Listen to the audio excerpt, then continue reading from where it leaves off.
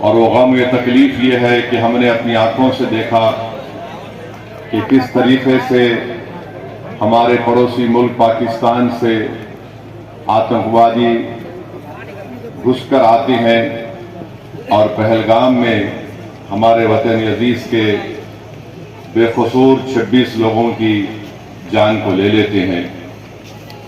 मेरे अजीज़ दोस्तों और बुजुर्गों, ये ऐसा वाक़या है कि हम तमाम को इस वाक़े की मज़म्मत भी करनी चाहिए, कंडेम भी करना चाहिए और हमको अपने सियासी इख्तलाफात से उठकर, क्योंकि ये मसला कोई सियासी पार्टी का नहीं है, राजनीति का मसला नहीं है, ये मसला हमारे देश के नागरिकों का है जिनको पाकिस्तान से आए हुए आतंकवादियों ने बेदर्दी के साथ उनका कत्ल किया। आप खुद सोचिए थोड़ी देर के लिए, अपने दिलो दिमाग पर जोर डालकर कि आपकी एक बेटी है, आपकी एक बहन है जिसकी 6 दिन पहले शादी हुई थी और 6 दिन के बाद वो और उसका शौहर शादी की पहली खुशी मनाने के लिए, उसके हाथों से मेहंदी भी नहीं उतरी होगी, वो जाती है और उसकी आंखों के सामने उसके पति को, जिससे 6 दिन पहले उसकी शादी हुई थी, उसके सर पर गोली मारकर उसकी जान ले ली जाती है क्योंकि वो हिंदू था, वो कलमा नहीं बोल सका। आप अपने दिलो दिमाग पर जोर डालकर सोचिए कि हमारी एक बेटी है जिसकी 2 महीने पहले शादी हुई और वो 2 महीने की शादी के बाद जब पहलगाम में बैसरन मीडोज को जाती है तो वहां पर भी उसके आंखों के सामने उसकी पति को उसके सर पर गोली मार दी जाती है। और वो बेवा हमारी बेटी ये कहती है कि जब मेरे पति को गोली मारी गई तो मैं उसके चेहरे को भी नहीं देख सकी बराबर। तो मेरे अजीज दोस्तों और बुजुर्गों, हम तमाम को इस दहशतगर्दी आतंकवादी की मजम्मत करना है और याद रखिए कि 19वीं सदी के आगाज पर 2 मुल्क मजहब के नाम पर बनाए गए और आज मैं जिम्मेदारी के साथ कह रहा हूं कि 75-80 साल के बाद ये दोनों मुल्क नाकाम स्टेट हैं, फेल्ड स्टेट हैं। एक का नाम पाकिस्तान है, दूसरे का नाम इजराइल है। ये दोनों भी मजहब की बुनियाद पर बनाए गए थे। एक ये कहकर भारत को तोड़ा गया कि मुसलमानों का अलग मुल्क होगा और एक मुल्क को यह कहकर अरबों की जमीन छीनी गई कि यहां पर हम यहूदियों का मुल्क बनाएंगे। उन्होंने यहूदियों का मुल्क नहीं बनाया बल्कि ज़ायनिज़्म और ज़ायनिज़्म की आइडियोलॉजी को आगे बढ़ाने के लिए मुल्क बनाया। ये दोनों ममालिक एक फेल्ड स्टेट है जहां पर उन्हीं के मुल्क में लोगों पर जुल्म किया जाता है। तो हम उम्मीद करते हैं कि हमारी सरकार, इस देश के प्रधानमंत्री, ये जो आतंकवादी हमला हुआ है, बुज़दिलाना हमला हुआ है, वो उस पर मौसर कार्रवाई करेंगे, मरने वालों को वो इंसाफ दिलाएंगे और हम उम्मीद करते हैं कि हमेशा के लिए पाकिस्तान से जो आतंकवादी हमारे देश में आकर मासूम लोगों की जानें लेते हैं, चाहे वो हमारी बेटियां हों या फिर वर्दी पहनने वाले हमारे नौजवान बेटे हों, इन आतंकवादी हमले को खत्म करने के लिए हम उम्मीद करते हैं कि देश के प्रधानमंत्री पाकिस्तान से आए हुए आतंकवादी और पाकिस्तान जैसे एक फेल्ड स्टेट के खिलाफ वो एक मौसर कार्रवाई करेंगे, ऐसा इक़दाम करेंगे कि दोबारा पाकिस्तान 100 मरतबा सोचेगा कि भारत की सरजमीन में आकर किसी को मारने के बारे में। मेरे अजीज दोस्तों और बुजुर्गों, मैं आपको ये बताना चाहता हूं कि पाकिस्तान ये पूछ रहा है कि भारत के पास अगर कोई प्रूफ है तो दो। अरे बेशर्मो, क्या हमने तुमको पठानकोट में बुलाकर नहीं दिखाया था कि पठानकोट हमारा एयरफोर्स का बेस में तुम्हारे आतंकवादी आकर वहां पर कोहराम मचा कर गए? तुम्हारी लोग पाकिस्तान से आकर देखे उसके बावजूद भी तुमने उन आतंकवादियों के खिलाफ कोई एक्शन नहीं लिया। 26/11 का वाकया हुआ, मैं जानता हूं आंध्र तेलंगाना में निजामाबाद एक इलाका है, वहां की हमारी एक बेटी जिसकी शादी हो के चंद दिन हुए थे, उसने अपने खानदान वालों के साथ वीटी स्टेशन पर थी। पाकिस्तान से आए हुए आतंकवादियों ने वीटी स्टेशन पर गोलियां मारकर लोगों की हत्या की, तो उसमें निजामाबाद की एक नई दुल्हन भी मारी गई। पाकिस्तान कभी भी इकरार नहीं करेगा कि उनके मुल्क से आतंकवादी आकर भारत में लोगों का कत्ल कर रहे हैं। पाकिस्तान को समझाने का वक्त खत्म हो चुका है। मैं बड़ी जिम्मेदारी के साथ जज्बात में लाए बगैर कह रहा हूं कि ये वक्त जवाब देने का है, ये वक्त सोचने का नहीं है। वरना याद रखिए, हर 6 महीने हर 2 महीने के बाद ये आती हैं, या तो हमारी फौज या हमारी सीआरपीएफ के जवानों को या फिर मासूम कश्मीरियों को निशाना बनाते हैं। तो हम उम्मीद करते हैं कि हमारी हुकूमत इनके खिलाफ एक मौसर इक़दाम करेगी। जितने भी इक़दाम, जितने फैसले भारत सरकार ने लिए हैं, MIM पार्टी उसकी तारीफ करती है। जैसे भी हो, पाकिस्तान को अगर कमजोर करने के लिए उनकी मईशत को, उनके इकॉनमी को कमजोर किया जा सकता है तो बराबर किया जाना चाहिए। और जो भी तरीक़ेकार हुकूमत इस्तेमाल करेगी, हम उम्मीद करते हैं कि आतंकवाद खत्म होगा। ये देश का मसला है, ये कोई सियासी मसला नहीं है, और लोगों को भी इस पर राजनीति करने की कोई जरूरत नहीं है। मैं आपको बताना चाह रहा हूं कि हमारी बेटी जिसका नाम हिमांशी है, उसके पति को गोली मारकर 6 दिन के बाद शादी करके गए, उसका कत्ल कर दिया गया इन आतंकवादियों ने। ये हमारी बेटी हिमांशी का एक पैगाम देती है। हमारे देश में बसने वाले जो लोग हिंदू मुस्लिम का जहर फैला रहे हैं, वो कहती है कि मैंने अपने पति को खोया, मगर मैं नहीं चाहती कि मुसलमान और कश्मीरियों के खिलाफ नफरत के मुजाहरे किए जाए।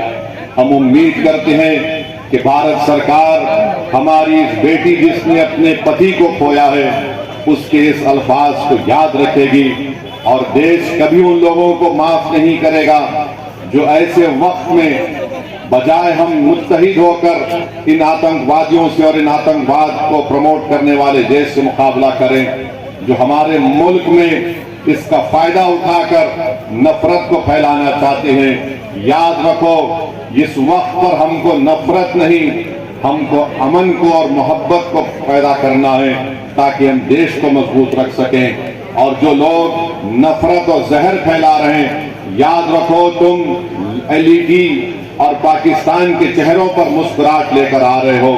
हम ये चाहते हैं कि इन जालिमों के चेहरों से मुस्कुराहट खत्म हो जाए। हम ये चाहते हैं कि जो लोग हमारे पड़ोस मुल्क में बैठकर हमारे बच्चियों को हम बेवा होते देख रहे हैं, हम ये चाहते हैं कि उनकी आंख में आंसू आए, वो रोए, अपनी किस्मत पर रोए। और आज ये वक्त है कि भारत को एक मुत्तहिदा तौर पर ऐसे लोगों के खिलाफ पैगाम देना है। हम भारत के प्रधानमंत्री से इस बात का मुतालिबा करते हैं कि जितने 26 लोग वहां पर मारे गए, भारत सरकार उनको शहीद का रुतबा दे, ताकि लोग हमेशा के लिए उनको याद रख सकें। ये मैं ही नहीं कह रहा हूं, बल्कि उन परिवार के लोग इस बात का मुतालिबा कर रहे हैं कि जो लोग मारे गए उनको शहीद का रुतबा दिया जाए। जो मारे गए उनके परिवार के लोग कह रहे हैं कि हम इंतजार कर रहे हैं कि कब हमारे मरने वालों से इंसाफ होगा। हम उम्मीद करते हैं कि भारत सरकार एक ठोस और मजबूत इक़दाम करेगी ताकि आतंकवाद का खात्मा हो सके। दूसरी बात, मेरे अजीज दोस्तों और बुजुर्गों, मैंने कहा कि मेरी खुशकिस्मती है कि मैं यहाँ पर इस तारीखी सरजमीन पर आया हूँ। याद रखिए, ये वफ़्त तरमीमी कानून 2025 जो बनाया गया है, ये सिर्फ और सिर्फ RSS की कोशिश है कि भारत के मुसलमानों से उनकी मस्जिदों को छीन लिया जाए, उनकी दरगाहों को छीन लिया जाए, उनके खानखाहों को छीन लिया जाए, कब्रस्तानों को छीन लिया जाए, ईदगाह को खत्म कर दिया जाए, इमाम बाड़ों को खत्म किया जाए।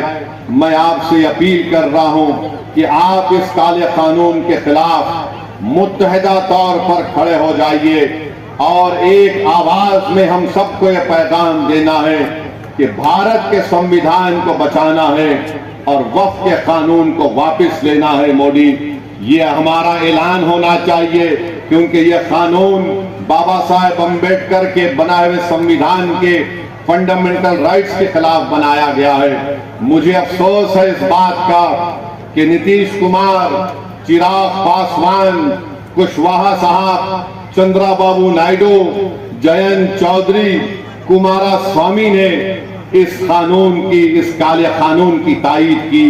हम पूछना चाहते हैं नीतीश कुमार से, चिराग पासवान से, कुशवाहा साहब से, मांझी साहब से, क्या बिहार प्रदेश में हमारे हिंदू भाइयों की मंदिरों का कानून नहीं है 1950 का, जो ये कहता है कि मंदिरों में वही लोग मेंबर बन सकते हैं जो हिंदू धर्म से उनका ताल्लुक है। जब आपके लिए कोई बात अच्छी है तो फिर मुसलमान धर्म के वक्फ बोर्ड में आप कैसे किसी गैर मुस्लिम को मेंबर बनाएंगे? जब आप कानून बना दिए कि कोई हिंदू से सिर्फ हिंदू ही मेंबर बनेगा, तो फिर मुस्लिम वक्फ बोर्ड में आप कैसा कानून बनाए कि गैर मुस्लिम यहां पर मेंबर बनेगा? बनाने की वजह क्या है हमको बताओ आप, मगर वजह नहीं बताते हैं। अरे अगर बोध गया में सिर्फ हिंदू और बौद्ध उसके मेंबर बन सकते हैं, तो फिर बिहार के वक्फ बोर्ड में कैसे कोई गैर मुस्लिम मेंबर बन सकता है? बताओ हमको, समझाओ हमको। तुम समझा नहीं सकते, तुम्हारे पास कोई दलील नहीं है। तुम सिर्फ मुसलमानों से नफरत की बुनियाद पर एक काला कानून बनाए हो। तुम वक्फ की जायदादों को लूटने के लिए इस तरह का कानून बनाए हो। और भाजपा के लोग अपना एक पैम्फलेट निकाले हैं, एक 4 पेज का और एक 15 पेज का है। मैंने उसको पढ़ा, उसमें लिखते हैं कि मुसलमानों में 30% लोग गरीब हैं। और भारत के प्रधानमंत्री अपने भाषण में कहते हैं कि अब्दुल कब तक पंचर बनाएगा। सुनो प्रधानमंत्री, 11 साल से आप प्रधानमंत्री हैं। प्रधानमंत्री, अगर आप ये चाहते हैं कि भारत की सबसे बड़ी अक़लियत को इंसाफ मिले, तो आप अपने दिल में उनके ताल्लुक से हमदर्दी पैदा करो, मोहब्बत पैदा करो, नफरत को खत्म करो। देखो ये देश विकसित भारत बन जाएगा। आप 18 करोड़ मुसलमानों के ताल्लुक से अगर नफरत करेंगे, उन पर शक करेंगे, तो फिर देश विकसित भारत कैसे बनेगा?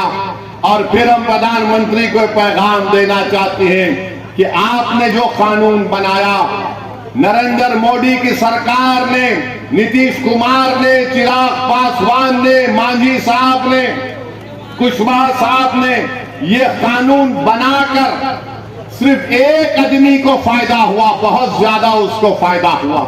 क्या फायदा हुआ? वो देश का सबसे दौलतमंद आदमी है, जिसने एक मुस्लिम वक्फ की जायदाद के ऊपर जो यतीम खाना, यतीम खाने को उसने गैर कानूनी तौर से खरीद लिया और उसके ऊपर उसने, गरीब लोग बोलते, मीडिया बोलते कि 1000 करोड़ का अपना घर बनाया। तो सुनो प्रधानमंत्री, अब्दुल सुबह अपने घर से जरूर निकलता है, मगर अब्दुल जब अपने घर से निकलता है वो अल्लाह की जात पर तवक्कल करता है। अब्दुल अपना घर प्रधानमंत्री किसी यतीम खाने पर नहीं बनाया है, अब्दुल अपना 20 फीट का घर अपनी जाती जमीन पर बनाया है। ये अब्दुल में और उसमें फर्क है प्रधानमंत्री। आपको अब्दुल से मोहब्बत नहीं, आपको मुकेश से मोहब्बत है, इसीलिए आप ये कानून उसके लिए बनाए हैं। अगर अब्दुल के लिए आपको मोहब्बत होती तो ये काला कानून आप नहीं बनाते। और अब्दुल बैंक को जाकर लोन नहीं पूछता। अब्दुल के ऊपर 10,000 का या 20,000 का लोन अगर होगा या 5 लाख का होगा, मगर प्रधानमंत्री आपके दोस्त के पास तो जिसके जू में आप जाकर जानवरों को देखकर आए, बंदरों को देखे, देखा आपने? बंदर को प्रधानमंत्री देख रहे हैं, तोता उनके हाथ पे बैठा हुआ है। तो प्रधानमंत्री यही समझते हैं कि सब तोतों को हाथ पे बिठा लूंगा या किसी को बंदर बनाकर देखूंगा। प्रधानमंत्री ये चंपारण की सरजमीन है, एक राजपूत शेर गिटार पर बैठा हुआ है। आप क्यों बनाए यह कानून? सेक्शन 2C किस लिए बनाया गया, बोलो हमको। हमारे हैदराबाद में कहावत है कि मामू की मिठाई की दुकान पर नाना की फातिया। तो प्रधानमंत्री ने हमारे बोरी मुसलमान भाइयों का नाम बताकर मुकेश भाई की फातिया पढ़ दी वहां पर। सेक्शन 2C बना, मुकेश भाई मौजा ही मौजा हो गए। आई एम हैप्पी बोल दिए प्रधानमंत्री। प्रधानमंत्री ये क्यों किया आपने? ये कानून ये बना दिया कि अगर जितने बिहार में आसार कदीमा के तहत मस्जिदें होंगी, जो दर्ज वक्फ है बिहार वक्फ बोर्ड में, वो वक्फ की जायदाद नहीं रहेंगी, आसार कदीमा उसका मालिक होगा। जो जालिम लोग टीवी चैनल पर बैठकर आदिल हसन से असदुद्दीन ओवैसी को गाली देते हैं, प्यारे जितनी गाली देना है दो, कोई फर्क नहीं पड़ता। तुम्हारी गाली देने से मेरी इज्जत में फर्क नहीं आता। तुम्हारी गाली देने से मेरी शोहरत में कमी नहीं आती। तुम्हारी गाली देने से मेरी रात की नींद खराब नहीं होती। हाँ, अगर तुमको फायदा होता है क्योंकि तुम्हारे दिलो दिमाग में एक बीमारी है नफरत की, शायद ओवैसी को गाली देने से वक्तिया तुमको फायदा होता है तो दो, मगर ये तो बताओ इस कानून में किसको फायदा पहुंच रहा? कुछ फायदा नहीं है मुसलमानों को। और प्रधानमंत्री बोलते मुसलमान 30% गरीब है। अगर है तो तुमने क्या किया बताओ? अगर है तो बताओ तुमने। विजारत अखलाकी बहबूद, मिनिस्ट्री ऑफ माइनॉरिटी अफेयर्स, वहां पर मौलाना आजाद की फेलोशिप बंद कर दी। जो अकलियतों के बच्चे जिसमें मुसलमान, सिख, ईसाई, बौद्ध और जैन धर्म के हैं, जो PhD कर रहे हैं, उनको पैसे नहीं देगी सरकार, तो गरीबी आएगी नहीं आएगी?